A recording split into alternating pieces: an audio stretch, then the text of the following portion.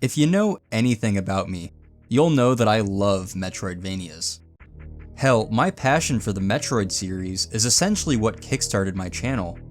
The act of slowly exploring a vast world, unlocking upgrades that increase my power and grant me access to new areas, piecing together bits of knowledge I have about the world layout, and reflecting on how far I've come throughout the game is endlessly satisfying to me.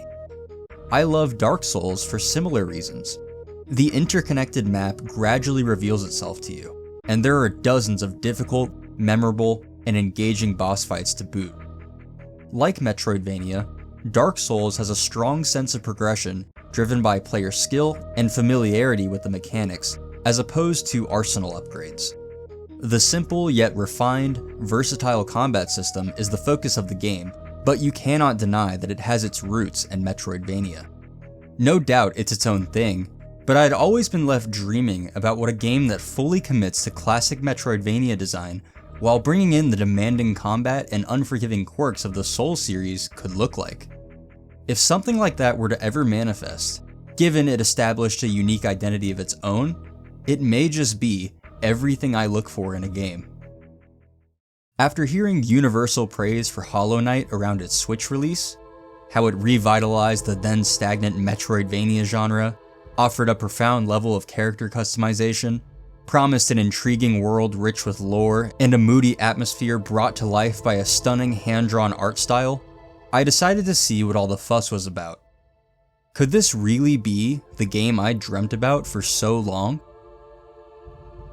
While Hollow Knight features a marriage of the core gameplay of Metroidvania and Souls, it draws influence from a range of other games. Mega Man, a classic NES game called Faxanadu, Zelda 2, and even Paper Mario. The game blends those influences together to create the most open-ended experience possible within the rigid confines of Metroidvania conventions. For many players, that's an essential part of the game's appeal. For me though, I felt that too much of what I enjoyed about Metroidvania and Souls was compromised in the translation, with certain elements specific to Souls games in particular not being carried over as gracefully as I had hoped. My initial experience with Hollow Knight was defined by confusion, frustration, and boredom, causing me to put the game down shortly after. There were aspects of the game I appreciated, like that aforementioned hand-drawn art style and strong atmosphere, along with the responsive controls and tight combat, but they weren't enough to motivate me to see the game through to the end. A couple of years later, I picked it back up on a whim. I'd heard too much reverence for Hollow Knight from too many people I respect to let those first impressions keep me from having an experience I may cherish. I would do the best I can to meet the game halfway and really try to engage with it. I immersed myself in the world over the course of about 35 hours and ended up beating the final boss. The conclusion I came to was that Hollow Knight is a great game that is bogged down by its scope and ambitions. I still found the death mechanic too punishing of exploration, the major upgrades too bland and predictable, and the world too big for its own good. A fact made even more tedious by how samey much of the world felt. But ultimately, it succeeded in creating a compelling fusion of its biggest inspirations, with the boss fights and set pieces being its crowning achievements. A while back, I actually toyed with the idea of making a video on the game, since I figured I could bring a unique perspective to the discussion. However, I quickly realized I wasn't even enjoying the process of capturing the footage I needed, so I shelved it and moved on. And that was the lasting taste that Hollow Knight had left in my mouth. Whenever the game would come up in conversation, I'd be put in the uncomfortable position of having to say I thought it was just pretty good. A far cry from the masterpiece it had been universally accepted as. Recently though, I got an inexplicable itch to revisit the game, and what I found surprised me. The world suddenly represented an opportunity to create my own adventure in what I'd previously known as a linear game, and every new discovery elated me. I quickly settled into the rhythm of combat, assisted by the limitless variety of the charms. The infinite possibilities this game contains in every facet of its design revealed themselves to me. As it turns out, I can no longer make that video I had envisioned years ago. I had so much more to learn about this delightful, Astonishing little game. As I've outlined, Hollow Knight and I have a tumultuous history. Today, I want to share why it had initially turned me off of it, and how my perspective has since changed. Between the highly customizable and intense combat, sprawling and entrancing world, and the somber atmosphere, I now believe it to be one of the greatest games ever made. This is the story of how I learned to love Hollow Knight.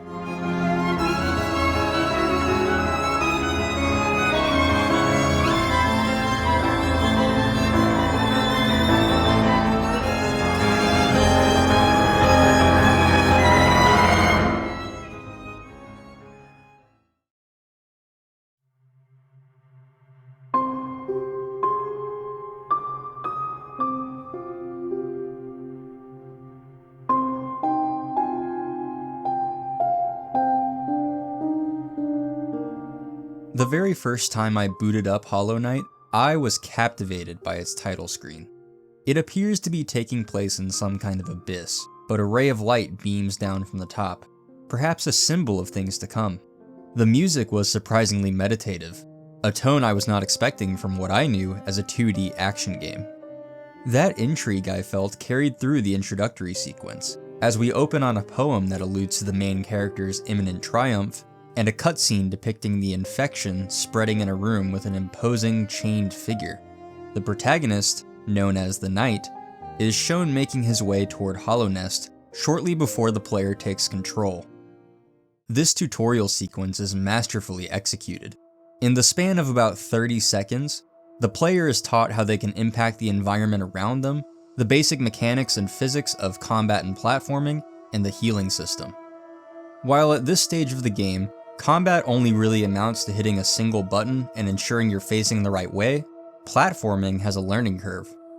Hollow Knight has zero character acceleration, which allows for far more accuracy when platforming, but it can also feel somewhat unnatural, especially if you're used to modern 2D platformers. You can see here in my footage that, despite me having played this game for over 70 hours, I struggled to land this very easy jump, just because the physics took some getting used to once again. Similarly, your jump arc is determined by how long you hold the jump button. You can perform anything from a slight hop to a tall jump, an invaluable feature for some of the tougher gauntlets later on in the game. Mind you, all of this is taught with minimal text explaining the mechanics. In virtually every facet of its design, Hollow Knight concerns itself first and foremost with allowing as much control and player freedom as possible, which we'll talk more about later. When you arrive at the surface town Dirtmouth, you'll see a lone bug standing next to a bench. This is the Elder Bug, and he informs you that he's the last remaining resident of Dirtmouth, as all the others have ventured beneath the surface in search of a fallen kingdom. He warns of a dangerous infection that drives its victims mad, but ultimately does not try to dissuade you from heading down. Jumping into the nearby well brings you to the Forgotten Crossroads, and it's here where the game truly begins. The Forgotten Crossroads is a wonderland of exploration and experimentation. It's not massive, but it's big enough to remain consistently interesting while inviting you to engage with every one of the game's core mechanics. During my first playthrough, I was making steady progress uncovering parts of the map, and the gameplay and atmosphere were starting to sink their teeth into me. I defeated the first boss and made my way over to Greenpath.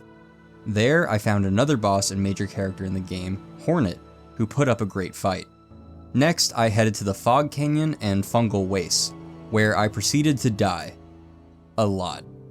See, Hollow Knight takes inspiration from Dark Souls in a couple of different ways. A more abstract philosophy of being difficult and letting the player loose into an enormous world, but also direct translations of mechanics found within it. There's the bench system, akin to the bonfires from Dark Souls, which serve as your checkpoints, and the corpse mechanic, where in order to get back your lost currency, you have to travel to where you died from your last checkpoint. If you die again before reaching your corpse, that money is gone for good. Hollow Knight even goes a step further and ties a portion of your magic capacity to your corpse as well, so you have one less charge to use for healing and spells. As you can imagine, dying is incredibly punishing. Geo, the currency in Hollow Knight, is far more difficult to come by than currency in Souls, especially earlier on in the game, where you will most likely do the bulk of your dying. It doesn't just feel like a penalty to lose all your geo, it feels demoralizing, literally adding insult to injury. What's more, there are only a handful of benches found in each region, and on your first playthrough, it's unlikely you've rested at the closest one to the site of your death, since you're so unfamiliar with the world. Making the trek back is often profoundly tedious in a way that even the older Souls titles never were. Because Hollow Knight is a 2D game, it takes much longer to maneuver around obstacles and rooms and whatnot, whereas in Dark Souls, you could basically just run in a straight line to retrieve your lost souls.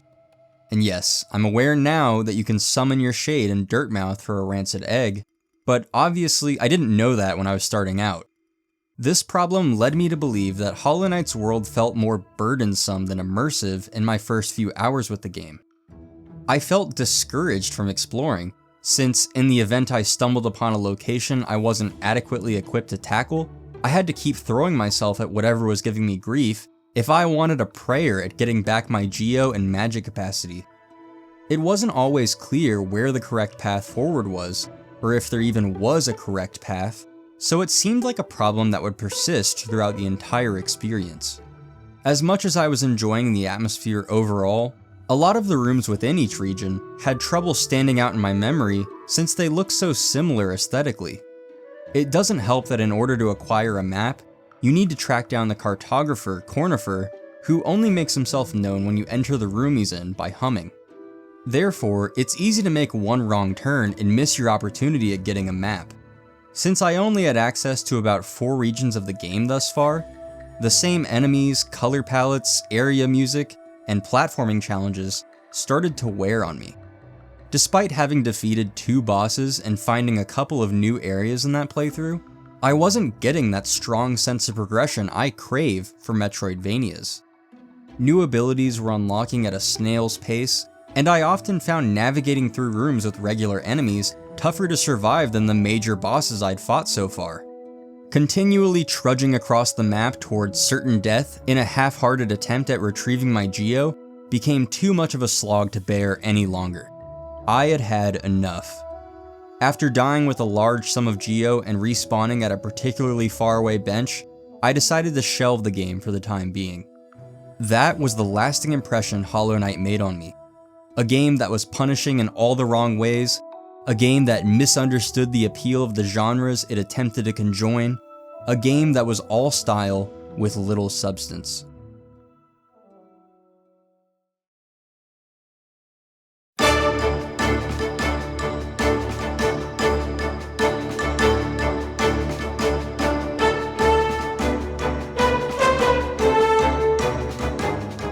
For years after that attempted first playthrough, I couldn't understand the unanimous hype around the game that never seemed to dissipate. Too often, I had heard claims of Hollow Knight being one of the best Metroidvanias ever made, or even the greatest game of all time, that I just couldn't comprehend. Why did this game that, by all measures, should have been made for me, leave such a foul taste in my mouth? Am I missing something? That last question was the one that ate away at me for years. After all, I didn't make it very far into the game itself, despite the time I had put in. Maybe it really does get better in the second half, and if I did decide to give it another chance, I could use the knowledge from my first playthrough to progress quicker.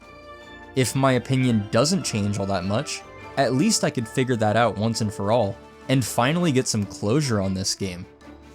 With a sequel to Hollow Knight on the horizon back in 2022, I decided that would be the perfect time to jump back in, and that I did.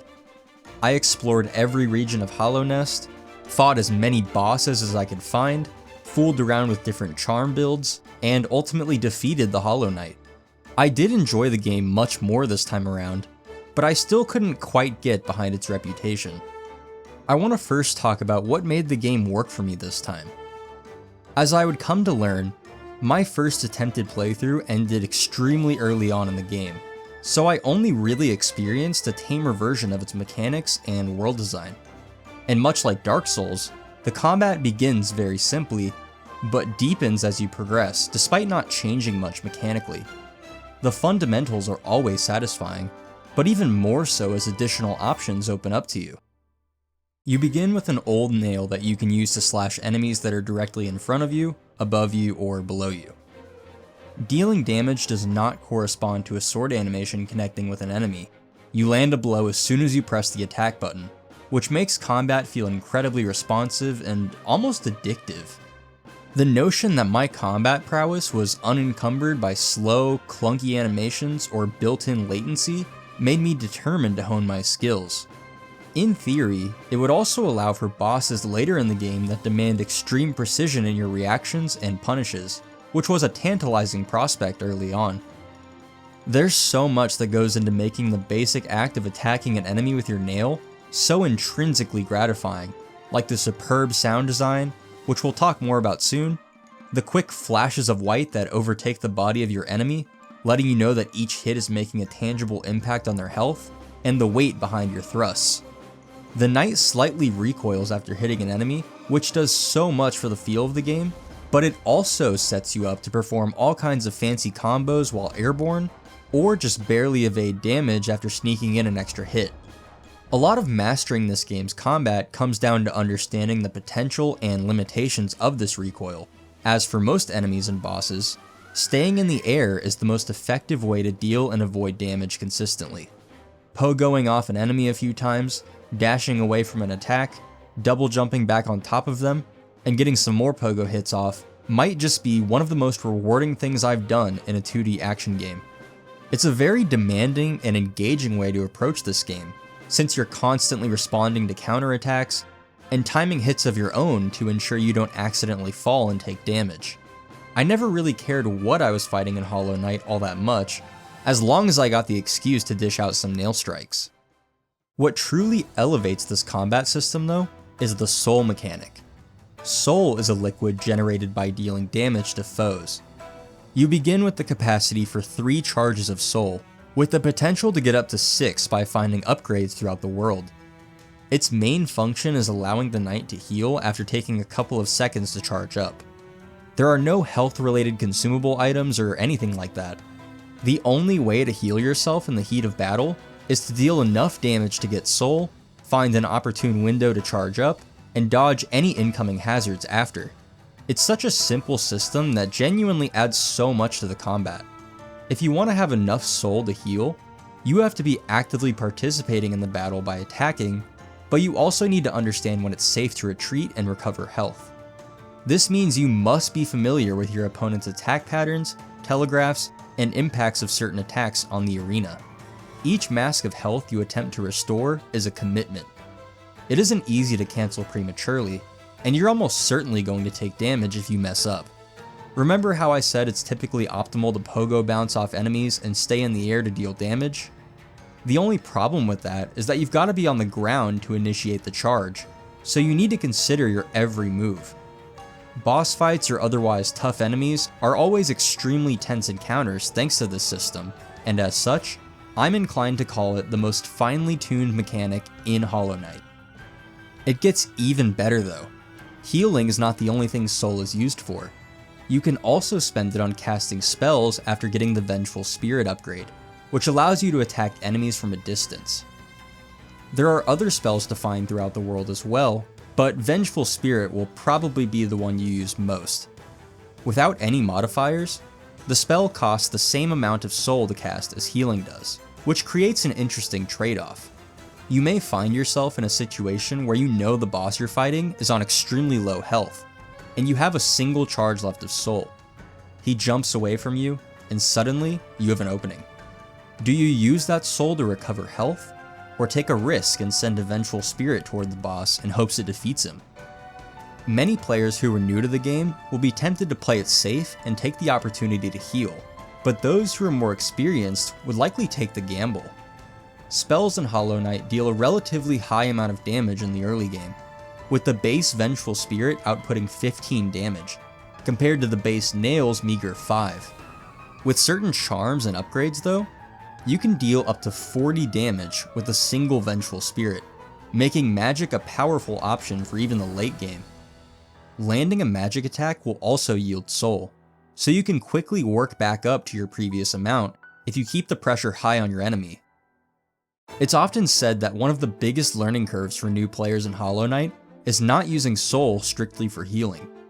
Finding a balance between using it for magic and healing is key, and internalizing this will make quick work of your foes. The decision to omit boss health bars was essential to making combat as thrilling as it is. That dilemma I brought up earlier, where you're faced with a choice between dealing damage and healing, just wouldn't exist if they were here. The correct answer would be obvious. I've come to prefer action games without boss health bars, in part because of Hollow Knight. That lack of information can completely change how you conduct yourself in a battle, and the payoff is all the sweeter. Really coming to grips with the core combat mechanics and seeing the dynamic in boss fights was my favorite part of my first full playthrough. That said though, as varied and well telegraphed the bosses in Hollow Knight are, they rarely put up much of a fight. If I didn't beat them on my first try, I usually did it in less than 4. I ended the game with 7 masks and only upgraded my nail twice, and still steamrolled the final boss. It wouldn't be until this most recent playthrough that I discovered the real final boss and got the true ending, but at the time, I found myself let down by the overall difficulty. My original belief that the game was punishing in the wrong areas was reinforced by this playthrough. The corpse mechanic was as tedious and frustrating as ever, while the bosses, as fun as they could be, lacked the bite I'd come to expect from games inspired by Dark Souls. But luckily, that's only half the game's appeal. There's a massive world calling for us to explore it. Using the knowledge I had gained from my first attempted playthrough, I breezed through the opening hours and made it to the Mantis village. Soon enough, I found the Mantis Claws, which allowed me to wall jump. I poked around the world seeing what I could use this new skill to unlock, and wound up in the City of Tears, the first area of the game that truly resonated with me. The City of Tears is the capital of Hollow Nest, and it's the most visually distinct locale yet. Elegant architecture lit by the soft, white glow of lavish chandeliers is a great contrast to the more naturalistic areas we've seen thus far. The City of Tears gets its name from the constant rainfall cascading over the region, and the music complements the atmosphere beautifully.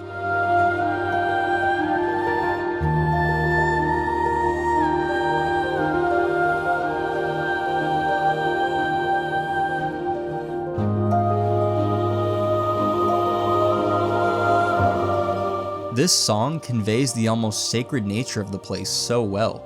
I didn't even mind spending hours in here. You begin at the bottom of the area, fighting brute guards and unlocking pathways to create shortcuts on your way up. New enemies are introduced at a great pace, and the winding paths force you to think about the layout of the city. It manages to stay consistently interesting the entire time you're here. The Soul Sanctum is a tonal shift, with the music being a sinister, eerie take on the City of Tears theme, with an organ prominently featured.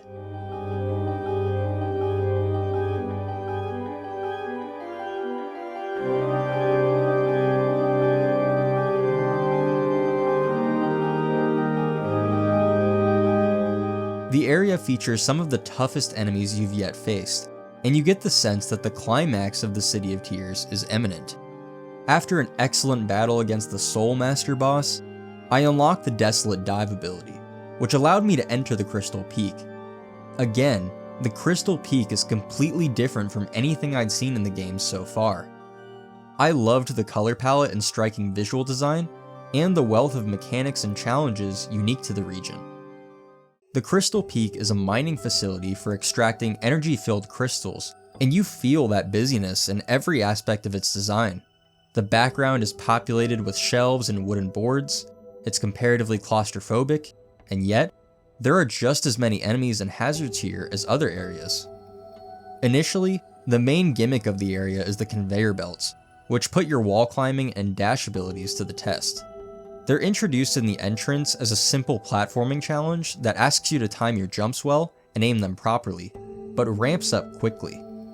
If you ride up this conveyor belt on the left side of this room here, you'll make it to the top and find a grub behind a gate that you can't break down. These guys are part of a kingdom-spanning side quest we'll talk more about later, but all you need to know for now is that freeing as many of them as you can from their glass jars is desirable. If you take the conveyor belt just before the far left one, you enter a tough platforming gauntlet that demands precision from your dash timings, and one mistake will send you back to the start. I love that the designers decided to stick the grub right by the entrance to the next room.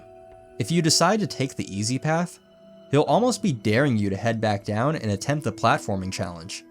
That sense for dash timing is a crucial skill to develop, since it gets tested in nearly every room in the second half of the region. By this point, I was thoroughly enjoying the game. These new areas were finally offering the mechanical and visual diversity and challenge that I had hoped for back in the day.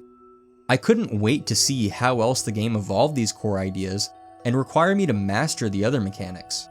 I found the Shine Spark ability in Crystal Peak and headed back to Dirtmouth at the direction of the map layout.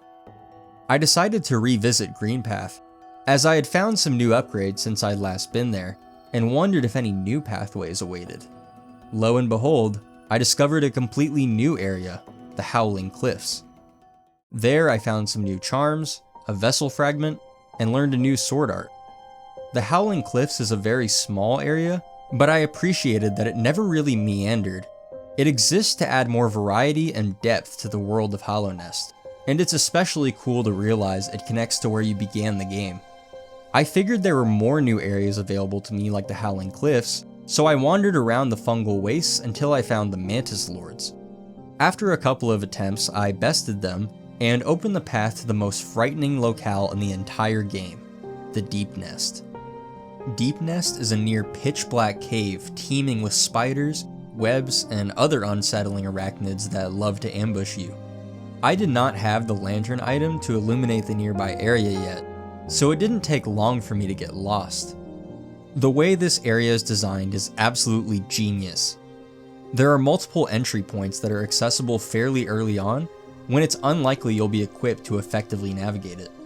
These entrances are located on the right side of Deep Nest, and no matter which one you take, you'll find an absolutely devious bench placed just a couple of rooms in, right at the bottom of a long drop that punishes the unprepared.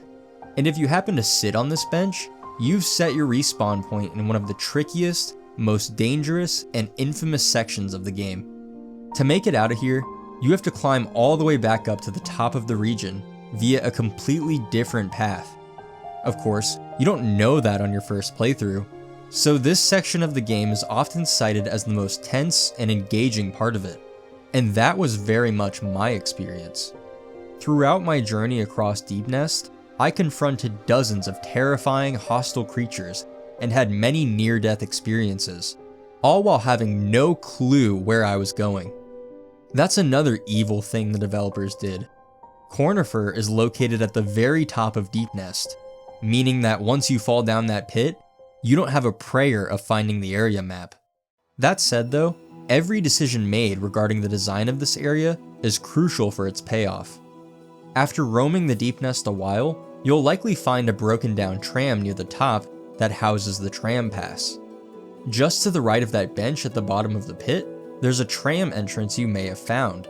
If you put two and two together and catch the next tram, you'll end up in the Ancient Basin, which holds some useful upgrades, and a boss fight gatekeeping an essential new ability. And once you finish there, you can take the tram over to another area, the Kingdom's Edge. You can technically access the Kingdom's Edge before this point, but in my playthrough I hadn't, and I think my experience was all the better for it. The scale of the world was utterly staggering to me, and there was plenty more I had yet to see. I love how the world of Hollow Knight unravels across the game. By the final act of most Metroidvanias, you've found all the main areas, and it's just a matter of finding a couple of upgrades to wrap up the game. And at best, those games are only about 10 hours long. Hollow Knight is double or maybe even triple that length your first time through, and yet, there's always a new area to find, even when you find two back-to-back, like I did. Hollow Nest only gets darker and creepier as you descend. It's magnificent. It manages to rival that wonder of exploring a fully 3D open world, which is an incredible feat for a 2D game made by such a tiny team. Part of what makes traversing this world so interesting is its strong atmosphere. The clean, hand-drawn art style pairs beautifully with the game's heavy vignettes, and sells the illusion of an underground ruined kingdom. All the bugs you encounter throughout the game have heaps of character imbued to them thanks to the art direction, and it really helps to give each region its own feel, despite many of them having similar color schemes. This game's sound design is also incredible on all fronts. The eccentric qualities of the enemies and NPCs are brought to life by the noises they make when you interact with or attack them. The sound of your blade slicing the air encourages me to spam the attack button no matter what I'm doing, and it especially makes combat encounters a delight. The ambient sounds of each region, like the water drips in the royal waterways, or the rustling leaves in Greenpath, help distinguish them from otherwise similar areas. And of course, you've got the gorgeous soundtrack composed by Christopher Larkin. I've come to realize that Hollow Knight has one of my favorite soundtracks in gaming, and that's something I never thought I'd say a few years ago. It succeeds greatly at what it sets out to do, establish a melancholic atmosphere, and on top of that, presents some genuinely catchy and compelling pieces of music. The soundtrack walks a fine line between feeling stripped back and sounding dynamic and full. The Dirtmouth theme is downright bleak. Piano notes will trail off into silence, which does a great job conveying the emptiness of the town.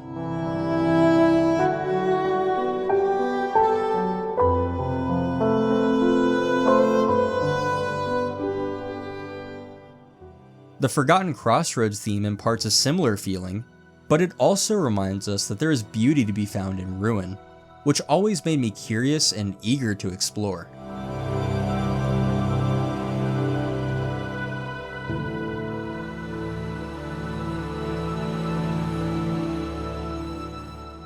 Greenpath contrasts the other areas well with a song that feels right at home in a bustling, overgrown ecosystem.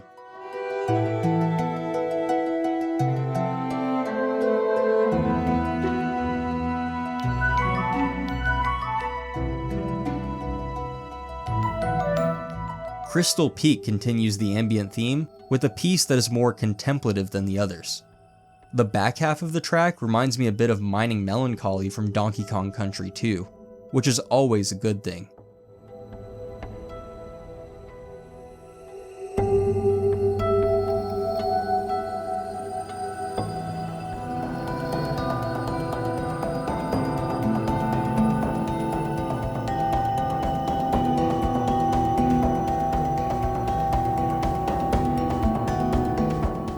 Kingdom's Edge is a particular favorite of mine.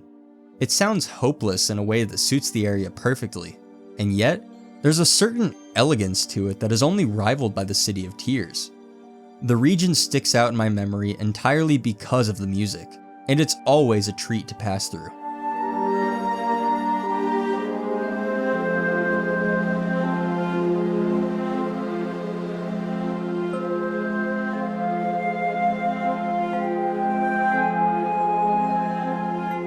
Damn near every song in this game is a masterpiece, and I'm ashamed it's taken me this long to realize that. Sound-wise, I genuinely think Hollow Knight is one of the best designed games I've ever played. I cannot possibly express how much the smaller details contribute to the game feel and overall experience. My thoughts on this topic hadn't fully set in until my most recent playthrough, but during my second, I did start to pick up on it more. As such, I was also not privy to the subtle differences within each area in an aesthetic sense. I knew obvious characteristics like Deep Nest being dark and full of spiders, and Crystal Peak being the only pink area, but that was pretty much it. I enjoyed conquering the challenges within each area and searching for secrets in the moment, but few of them left a long-term impact on me.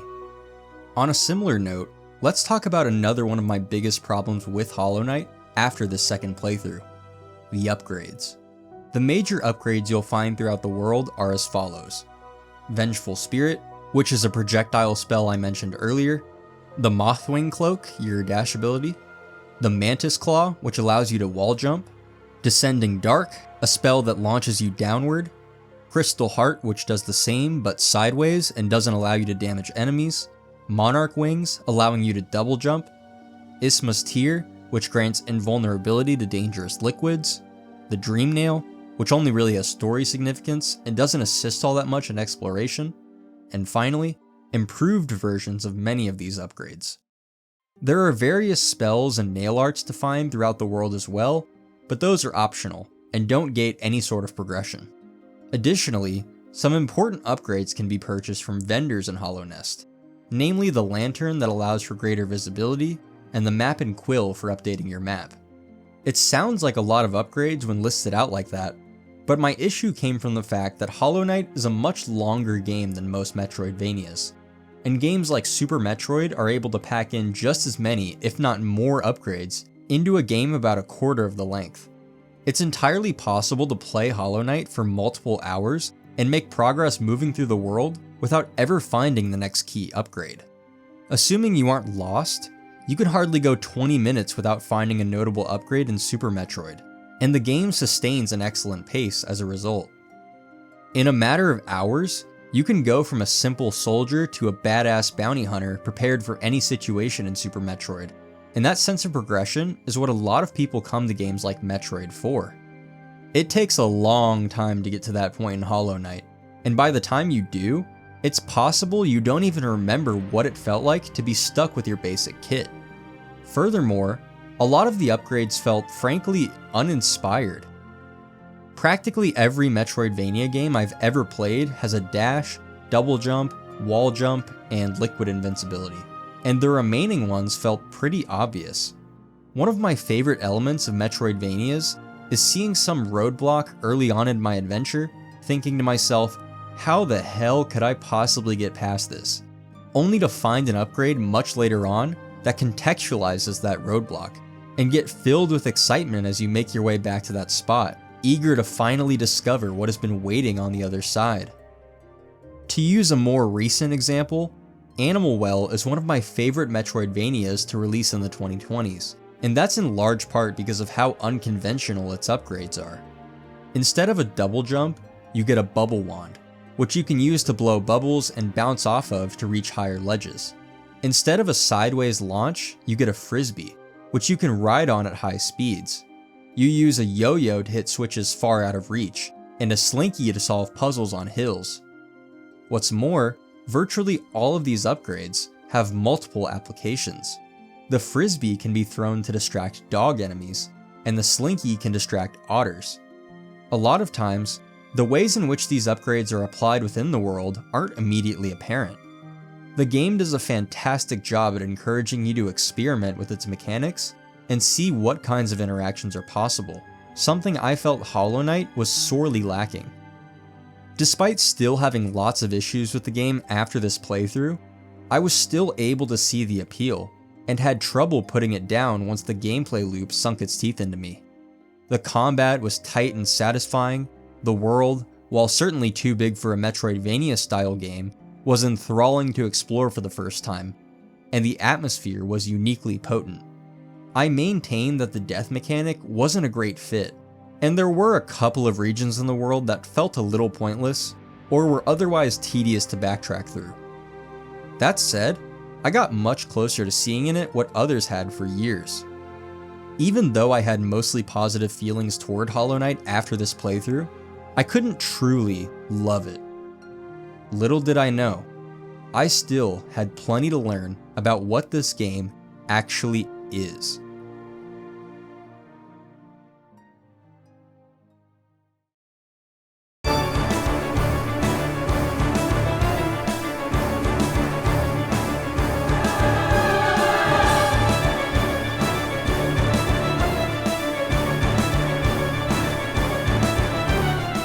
Fast forward a couple of years later, and suddenly, I find myself discussing video games on YouTube to a sizable audience. I tend to like mapping out what videos I want to make in the near future, so I can have some semblance of a plan for a few months, but more often than not, I get random bursts of inspiration to do something totally different. However, I decided to put up a poll with a few options of videos I'd been considering for a while, and let my audience tell me what they wanted. I so badly wanted Persona 3 to win, but to nobody's surprise, Hollow Knight swept. Enough time had passed since my last playthrough that I was willing to jump back in and give it another go. I wouldn't have included it in the poll if I didn't have at least a slight desire to return to it after all. The praise for this game was still unrelenting, and maybe this time I could discover why this game resonated at such a large scale. I completed work on the Donkey Kong video I was making at the time, pulled up my old notes document, and booted up the game. I went into this third playthrough with two main goals: aim for at least 100% completion, and take on challenges in an unorthodox order.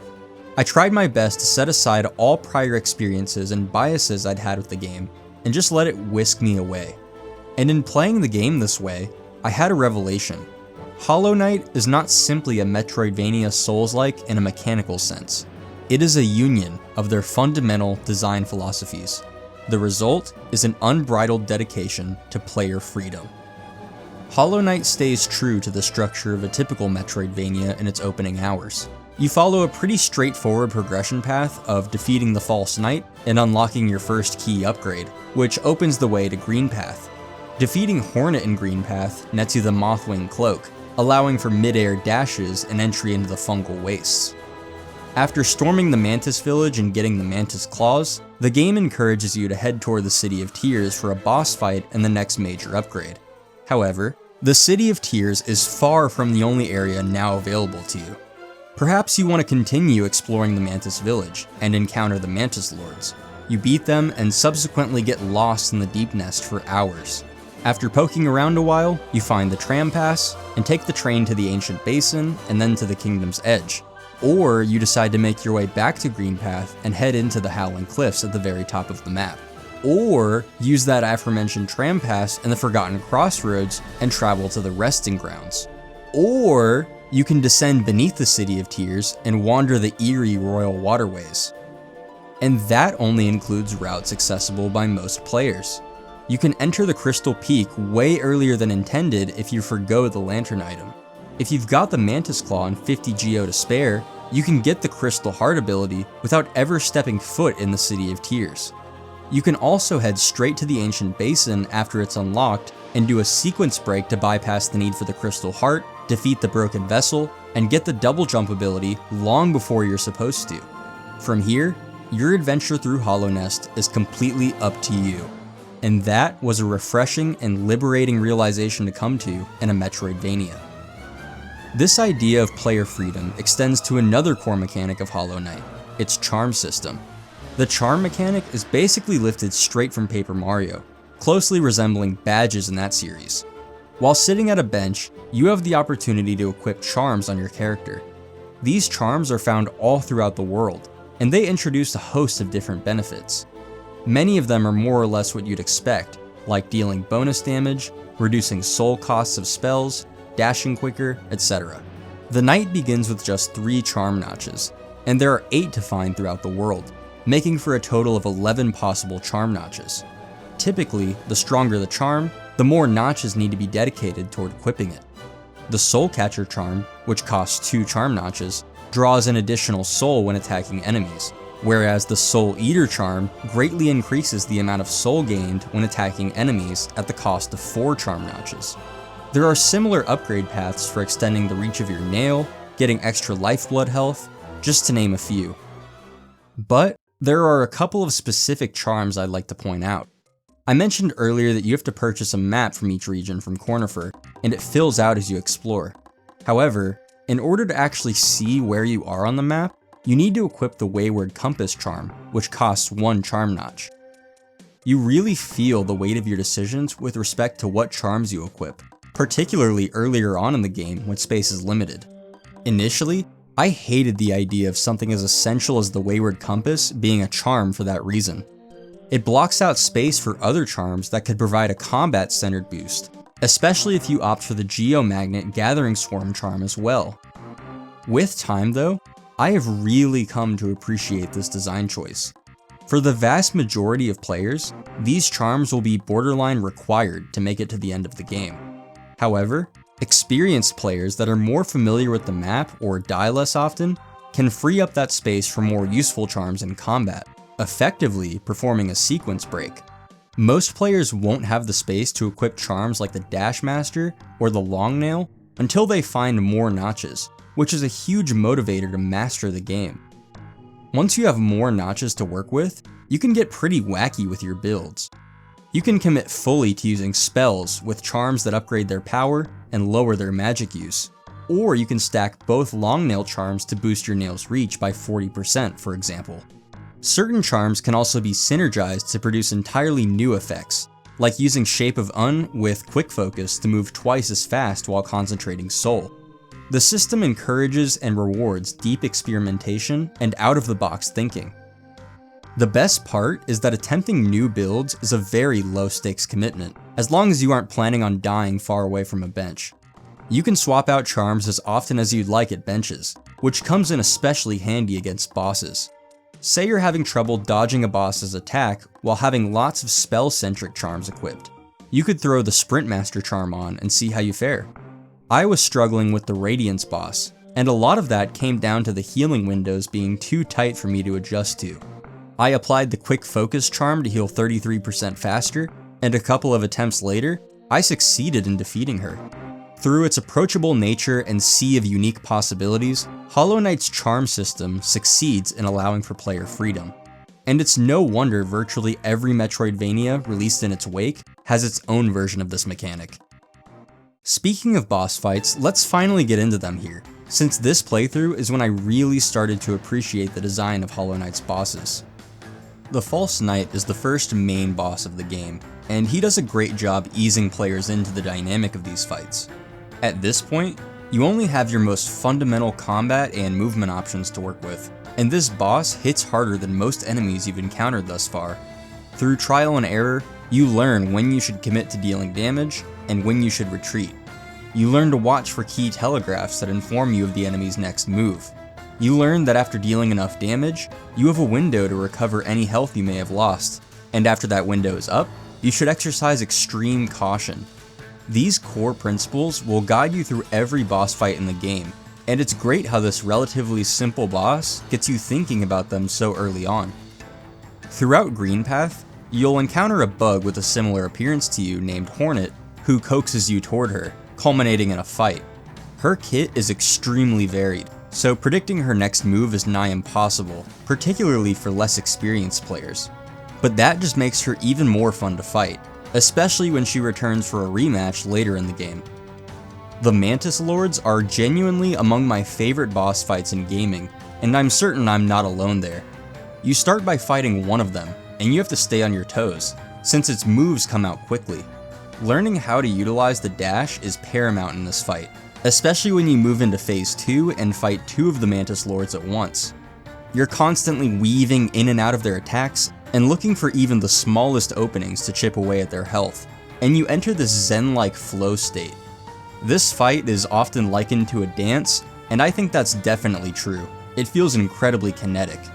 I'd recommend fighting them as early as possible in the game for the most rewarding experience, since unfortunately they do go down pretty quickly after a nail upgrade or two. The Soul Master is one of the most climactic moments of the game, since he comes at the tail end of the City of Tears, and the fight itself is fantastic. He's likely to be the first major wall for many new players. He certainly was for me.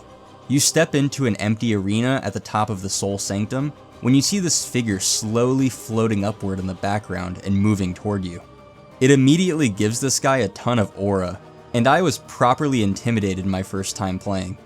He's pretty much a souped up version of the enemies in the Soul Sanctum, but he has a few moves to watch out for.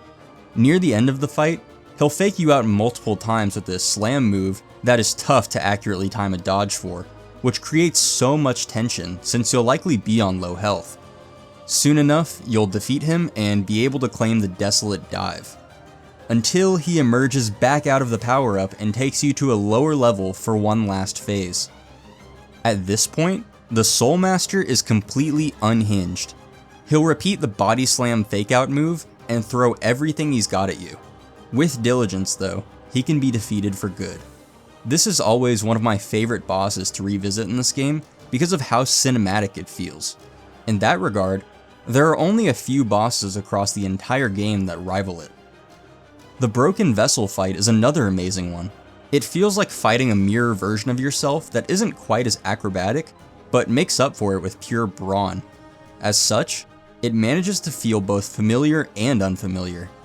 You may recognize some of his moves, but the majority of them utilize infected spells, which have completely corrupted him. Up to this point in the game, I'd be lying if I said the bosses were super difficult.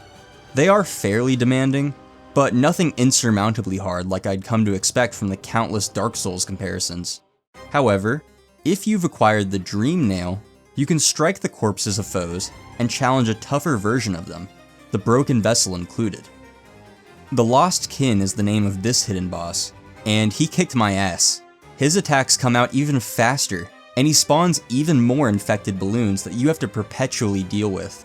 This eliminates many of the windows you had to heal in the original fight, and just gives you more bullshit to try to manage. It's an excellent fight though, exactly the kind of challenge I was looking for. The False Knight also has a Dream Nail variant called the Failed Champion, and he might have given me the most trouble out of any boss in the game. I did fight him much earlier on than intended, but even after realizing that, I dedicated myself to taking him down anyway. Like Lost Kin, he attacks much faster and hits harder, so there's very little room for error here. He was one of those bosses that, upon first encountering, I felt was impossible to defeat, but as I kept attempting him, I recognized telegraphs, started to dodge more consistently, and identified punishment windows. Soon enough, I found myself consistently reaching phase 2, and eventually, besting him without ever needing to come back later. Knowing I defeated him earlier than I was supposed to, purely because of my own skill and dedication to learning the fight, made for one of the most rewarding experiences I've had with Hollow Knight, and this fight will always stick out in my memory as a great one. It's just another way this game allows for player freedom. Traitor Lord also gave me a ton of trouble, even in spite of Cloth assisting me in the fight. I found his attacks tough to read and time to react, but it was ultimately an excellent test of my reflexes that I think made me better at the game, exactly what a great boss fight should strive to achieve. This playthrough was also the first time I dabbled in the Grim Troop DLC, so I had my first encounter with Troop Master Grim, and my lord, what a fight. The visuals are immediately striking, and then the music kicks into full gear right as the fight begins. This is far and away my favorite boss theme in the game.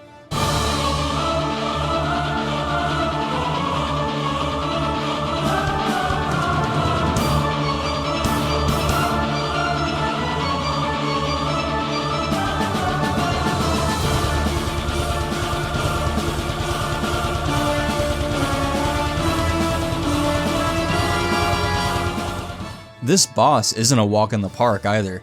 His fight just feels so frantic. He's very hard to read at first. It took me quite a few attempts to beat him, but I loved every second of that process.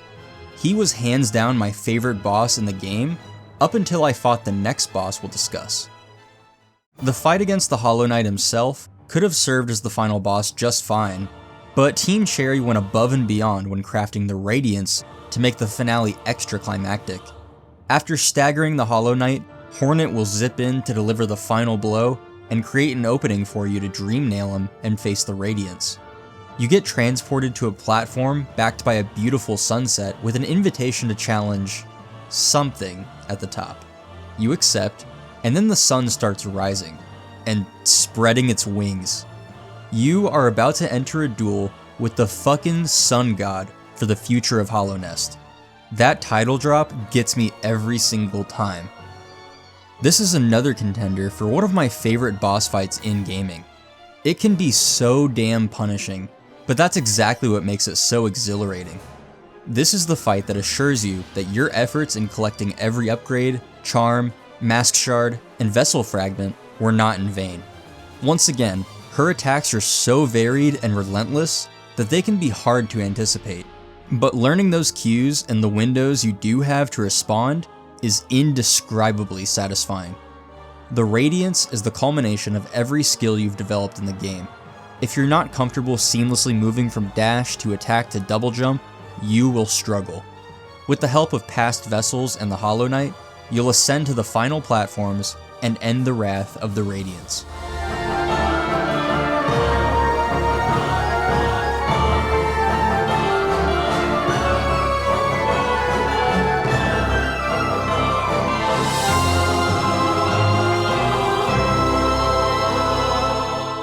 This is precisely what I'd been wanting from the combat in Hollow Knight for so long, and in fighting all these bosses, my perspective on many elements of the game changed for the better. For starters, I began to appreciate the approach taken toward upgrades a lot more. I realized that very few upgrades in this game provide no combat utility. Wall jumps are great for traversal and accessing certain ledges, but they can also save you from taking damage in the right arena. Spells like the Desolate Dive are taught to you as environmental keys first and foremost, but they can deal heaps of damage as well. That slow pace of unlocking upgrades I had once lamented started to make a lot more sense with this in mind. If the upgrades in this game are focused on combat, why would you want to barrage the player with them? Many of them provide transformative changes to your kit, like the Moth wing cloak and the Monarch wings for example. Doesn't it make more sense to give the player ample time to learn how they work in combat scenarios and feel comfortable with using them? I thought back to the order I unlocked these upgrades in, and everything fell into place. At the very beginning of the game, you have your slash and basic jump. That's it. This period allows you to understand the timing and range of your sword, and get used to the lack of acceleration. Then you get your first spell, which is intended to be used frequently in combat. After that comes the Mothwing Cloak, which doesn't alter your sword or combat abilities, but does provide the first movement upgrade. The rest of the game follows more or less that pattern, with the sword upgrades coming in the form of charms or damage buffs from the Nailsmith. I came to appreciate these upgrades for what they are when viewing them this way. Sure, they aren't the most inventive or numerous, but they more than make up for it by facilitating skill-based progression. The feeling of mastering the game's movement and combat is far more compelling than unlocking a bunch of random items, and when you look back at the beginning of the game, you can see just how much more powerful you are as a result of your own skills developing. It remains a unique approach to the Metroidvania genre, and it's one I have come to adore. Use of these upgrades is not bound by traditional rules in platformers or action games either. You can exhaust your double jump and your dash, and then refill them by quickly clinging to a wall or hitting an enemy mid-air. You are not restrained in the slightest, and that opens up loads of gameplay scenarios. At the top of the kingdom's edge lies the Colosseum of Fools. Here, you can participate in combat trials against all kinds of enemies and bosses. This is some of the best content in the game, since it allows you to really flex your muscles and put your skills to the test. The arena shifts into all kinds of different orientations to limit your movement options, and it remains engaging across each trial. Dying will send you back to the hub, and these trials can be quite lengthy, so there's a lot of pressure on you to survive each encounter. There's unique content locked behind some of these trials, so they're worth doing for that alone, but I frequently revisit them just to feel that tension and dopamine rush when I succeed. If you're more into tough platforming, the White Palace is a fantastic late game area to explore. Like some of the bosses, the challenges you'll find here seem impossible at first until you start to experiment, and it's astonishingly rewarding to progress through. I love the visuals of this area, since you'd expect somewhere with this high a level of difficulty to feel oppressive and unwelcoming, but the White Palace is actually the most vibrant and homey area in the entire game to me. It encourages you to press through whatever platforming gauntlet you're currently struggling with, and leaves a strong impact on you. These challenges are so varied and ask so much of you, but they're never hard enough to make you want to quit. They strike an excellent balance in that regard, and the White Palace makes for one of my favorite platforming sequences in any game I've played. I was initially frustrated that it took me this long to actually discover what ended up being my favorite pieces of content in Hollow Knight, since I hadn't done any of this stuff on my second playthrough. But this was another issue that my mind had been changed on after beating all the bosses. Hollow Knight is a game that you get out of what you put into it. Team Cherry is totally fine with the idea of players missing many of the game's secrets, and if that includes major chunks of content, so be it. It's why I believe the best way to play this game is going for 100% completion. There are so many bosses, charms, and even entire areas somebody looking to simply roll credits will miss, and much of the game's best content can be completely skipped. The hunt for grubs across Hollow Nest was some of the most fun I had with the game. Freeing them often involves a tricky platforming sequence, defeating a strong enemy, finding a well-hidden alcove, or a mixture of these. The intrinsic feeling of freeing them was rewarding in and of itself, but you also get amazing rewards for finding more of them throughout the world. With just 46 of them in total, it's completely manageable to find them all, and it's well worth the effort. Coming back to the main grub room after freeing all 46 of them, and claiming the rewards, presents you with a dispiriting twist to top it all off. Likewise, charms are found across the world and are given as rewards for all kinds of objectives. It's rare that Hollow Knight has you chasing after some meaningless MacGuffins. Everything in the world has extrinsic value that is immediately apparent to you. It's part of why this world had to be so big. Hollow Knight has a couple of side quests that I'd never seen through to the end until this playthrough.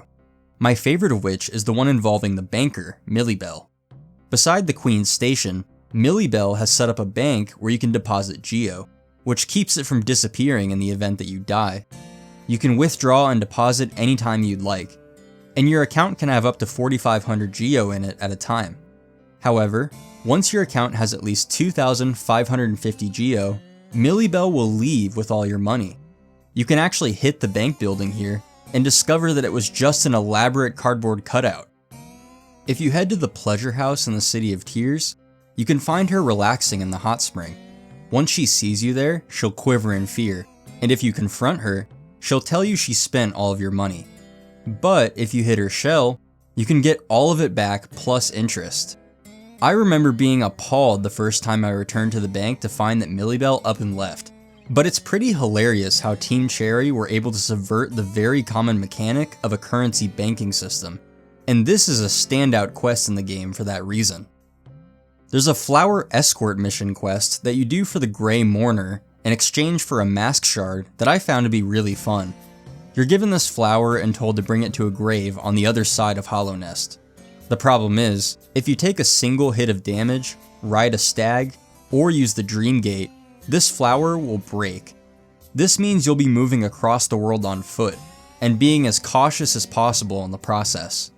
There are tons of enemies and environmental hazards to contend with, no matter which route you decide to take, and this dynamic completely recontextualizes how you engage with the game. At no point besides this one are you ever mandated to avoid damage and play as safe as possible. Even if you found almost all the upgrades, you feel powerless and afraid. And man, finally clearing those last obstacles and making it to the gravestone is immensely gratifying. Lastly, there's the fan favorite Zote the Mighty. You meet Zote very early on in the game, where he's stuck in between the mandibles of a bug enemy.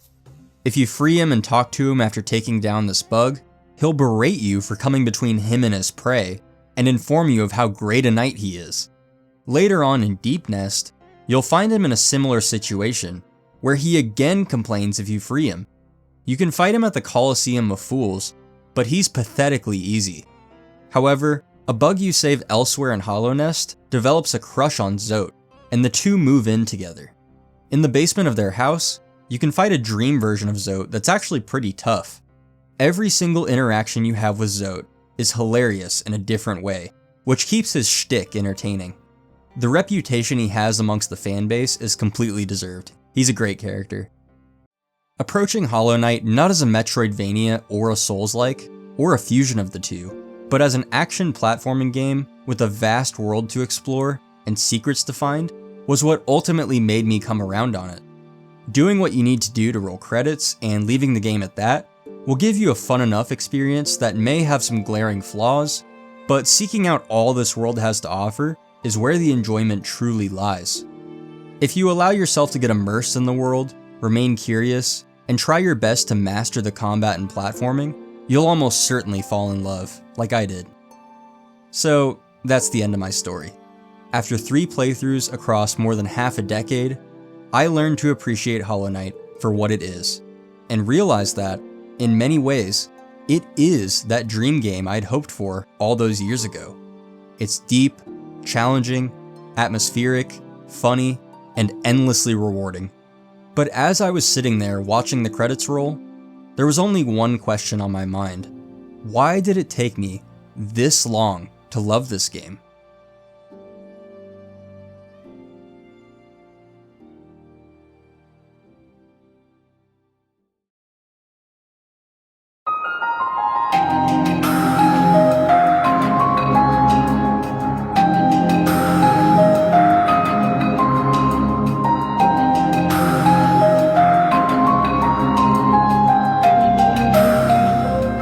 Video games are one of the most complex mediums of entertainment to engage with. They feature visual elements that often wildly differ from game to game, sound elements like music, effects, and voice acting, and on top of all of that, there's the interactivity. The sheer variety of interactivity in games has fueled over 50 years of ongoing innovation from developers. An estimated 5 million video games currently exist, each with their own iterations of past game mechanics or entirely new ones. Because of just how many moving parts there are in a single video game, they can quickly get complicated to discuss casually. As such, we come up with labels for games with similar qualities to organize them in our minds. RPG is a common term in the gaming lexicon, and it refers to a very specific type of game with certain mechanics. And yet, RPG stands for role-playing game, which could be applied to virtually every game out there. We've come to understand that an RPG usually features some mixture of turn-based combat, party members, a leveling system, a large world to explore, and a final boss fight against God. Chrono Trigger is what I'd call a more traditional RPG. It's got everything I've outlined above, plus the fantasy setting and active time battle mechanic for good measure. But what would happen if I told a friend who adored Chrono Trigger that one of my favorite games of all time, Disco Elysium, is also an RPG, and that they should play it? It wouldn't be incorrect of me to say that, but chances are, they would be perplexed when they boot it up. Disco Elysium doesn't have combat, its world is fairly small, but it does have an XP system. If that friend went into this game expecting something like Chrono Trigger, they'd likely be severely disappointed. And that's not at all to say Disco Elysium is a bad game. On a different day, that friend could return to the game and find something to love about it. This is what I believe happened to me with Hollow Knight. I had heard so much about what an excellent Metroidvania it is that I started developing false ideas in my head of what to expect. There was so much chatter about how great a job the game does at translating Souls into 2D, but it seemed to retain only its most frustrating mechanics. While working on this video, I realized that I wasn't alone in disliking the game. There were dozens of other videos on YouTube and social media posts talking about how it fails as a Metroidvania and doesn't live up to the hype, and I suspect these people are also victims of what I'm describing. Hollow Knight and Dark Souls have a lot more in common than they do contrasting.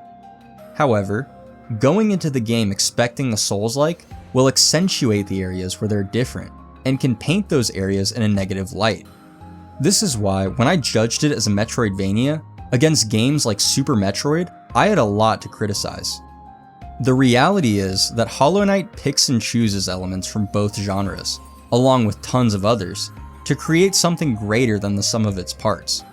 More traditional character progression, akin to Super Metroid, would not have fit in with the vision Team Cherry had for the game. Neither would a variety of weapons to choose from, or complex environmental puzzles to solve. Hollow Knight simply is what it wants to be, and you can't quite put it in a neat little box. I think we as content creators who discuss art, or even people online in general, could be a bit more mindful about how we talk about these subjects. There's nothing wrong with genre categories necessarily, but we should challenge ourselves to think deeper about why we like the things we like, and how we express those thoughts. I don't love Hollow Knight because it reminds me of Dark Souls. I love Hollow Knight because it has challenging, but rewarding combat with plenty of room for experimentation. I don't love Chrono Trigger because it's an RPG, I love it because it's a relic of the past that has aged flawlessly, and every aspect of it is a blast to engage with. So, if at some point you've dropped a game because it wasn't quite what you were expecting it to be based on word of mouth, maybe returning to it with just a small shift in perspective could change your mind. Who knows? it may just end up becoming a new favorite.